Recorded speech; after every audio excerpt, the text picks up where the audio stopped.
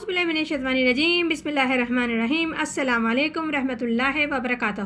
جیسے کہ کل بھی ہم نے سورہ بقرہ کی ایک آیت کا ترجمہ تفسیر اور خلاصہ بیان کیا تھا، جس میں ارشاد ربانی ہو رہا تھا کہ جب نکلا طالوت اپنی فوج لے کر، اس نے کہا بے شک اللہ تعالیٰ تمہاری آزمائش کرنے والا ہے، ایک نہر سے جو پیے گا پانی اس کا وہ میرا ساتھی نہیں ہوگا، اور اس کو نہ جو چکے گا بے شک وہ میرا ہے، مگر جو کوئی بھرے ایک چلو اپنے ہاتھ سے پھر پی لیا، سب نے اس کا پانی، اور بے تحاشا تھے پینے والے مگر تھوڑے ہیں جنہوں نے نہیں پیا۔ پھر جب پار ہوا طالوت ایمان والوں کے ساتھ اس دریا سے، تو کہنے لگے طاقت نہیں ہم کو آج جالوت کے لشکر کے مقابلے کی۔ یہ سن کر کہنے لگے وہ لوگ جو یقین رکھتے تھے اللہ سے ملنے کو، کہ بہت سی چھوٹی چھوٹی جماعتیں غالب ہوئی ہیں بڑی جماعتوں پر اللہ کے حکم سے، اللہ صبر کرنے والوں کے ساتھ ہے۔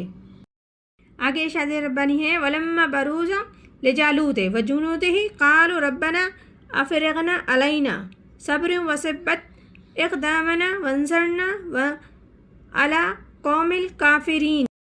اور جب سامنے ہوئے جالوت کے اور اس کی فوج کے، تو بولے اے ہمارے رب، ڈال دے ہمارے دلوں میں صبر اور جمائے رکھ ہمارے اوپر، اور ہماری مدد فرما اس کافروں پر۔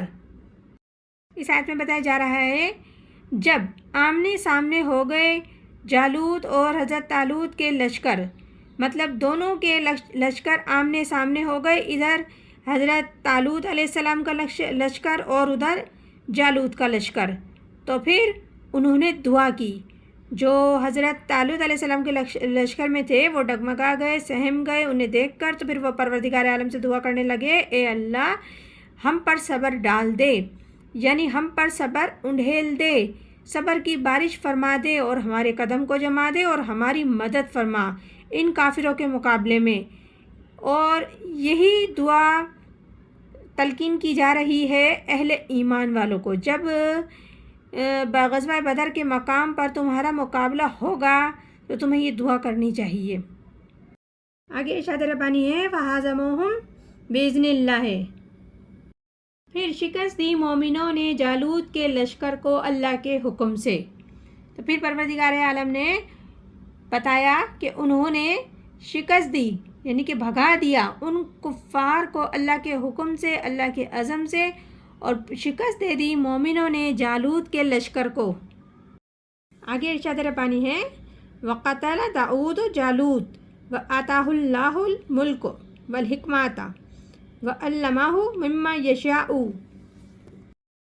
اور قتل کر ڈالا داؤد نے جالوت کو، اور دی داؤد کو اللہ نے سلطنت، حکمت، اور سکھایا ان کو جو چاہا۔ اور قتل کر ڈالا جالوت کو داؤد نے۔ یہ جو داؤد ہیں تورات سے معلوم ہوتا ہے کہ ایک عام آدمی تھے، جنگل میں رہتے تھے اپنی بھیڑ بکریاں لے کر۔ ان کے پاس ایک گوپیا ہوتا تھا جس میں پتھر رکھ کے گھما کر مارتے تھے، تو نشانہ اتنا صحیح لگتا تھا کہ ٹھیک جگہ پہ جا کے بیٹھتا تھا۔ اسی طریقے سے ان کا کہنا تھا کہ میں شیروں کے جبڑوں کو توڑ دیتا ہوں جب یہ گھما کر مارتا ہوں، تو جب کبھی شیر میری بھیڑ یا بکریوں کے پاس آتے ہیں۔ تو ایسے میں جب لشکر طالوت علیہ السلام کو اور جالوت کا آمنے سامنے ہو گئے تھے، اور ادھر سے طالوت علیہ السلام تھے، ادھر سے جالوت للکار رہا تھا اگر کوئی ہے میرے مقابلے میں تو سامنے آ جائے۔ طالوت علیہ السلام کے لشکر میں سب کے سب سہمے ہوئے کھڑے ہوئے، کوئی آگے بڑھنے کو تیار نہیں تھا۔ ایسے میں حضرت داؤد علیہ السلام اتفاقاً آ گئے، تو انہوں نے معلوم کیا کیا ماجرا ہے، کیا پوزیشن ہے، کیا معاملات ہیں یہاں۔ تو جب ان کو معلوم ہوا ایسی ایسی باتیں، تو انہوں نے کہا اچھا تو میں اس غیر مقتول کا تو میں معاملہ کرتا ہوں، اس لیے کہ ان کے یہ غیر مقتول کہنا اس لیے کہا جاتا تھا کہ ان کے یہاں بہت بڑی یہ گالی تھی، کیونکہ حضرت ابراہیم علیہ السلام کی جو امت تھی وہاں ختنہ ہوتی تھی، اور جو کہ کفار اور مشرک تھے ان کے یہاں ختنہ نہیں تھی، تو ان کو نامقتول ہونا ان کے لیے سب سے بڑی گالی تھی، تو ان کو نامقتول کہا جاتا تھا جن کی ختنہ نہیں ہوتی تھی۔ تو حضرت داؤد علیہ السلام نے بھی جالوت کے لیے نامقتول کا جملہ استعمال کرتے ہوئے کہا کہ میں اس کافر کو کیفر کردار تک پہنچا دوں گا، میرے پاس یہ گوپیا ہے، میں تو شیروں کے جبڑے توڑ دیتا ہوں اس سے۔ پھر انہوں نے پتھر گھما کر ایسا مارا سیدھا آنکھ میں جا کر بھیجے سے آر پار ہو گیا۔ اسی وقت جالوت داؤد علیہ السلام کے ہاتھوں قتل ہو گیا اور مارا گیا وہ۔ پھر اللہ تعالیٰ نے داؤد علیہ السلام پر انعامات کی بارش فرمائی۔ ایک تو طالوت علیہ السلام نے اپنی بیٹی کا نکاح ان سے کر دیا، پھر تو اس طریقے سے وہ داماد ہو گئے، پھر وہی ان کو وارث بنا دیا تو بادشاہت بھی ان کو مل گئی، اور اللہ نے ان کو ملک دیا، حکومت دی، بادشاہت دی، اور حکمت سے بھی نواز دیا اور نبوت سے بھی نواز دیا۔ دونوں اعتبار سے اللہ تعالیٰ نے انہیں سرفراز فرمایا اور اسے ایسا سکھایا، اتنا سب کچھ سکھایا جو اللہ نے چاہا، وہ اسے علم سکھایا۔ ہر طرح کا جو اللہ نے علم چاہا وہ حضرت داؤد علیہ السلام کو اپنے حکم، اپنے فضل اور اپنے کرم سے وہ سب علم سکھایا۔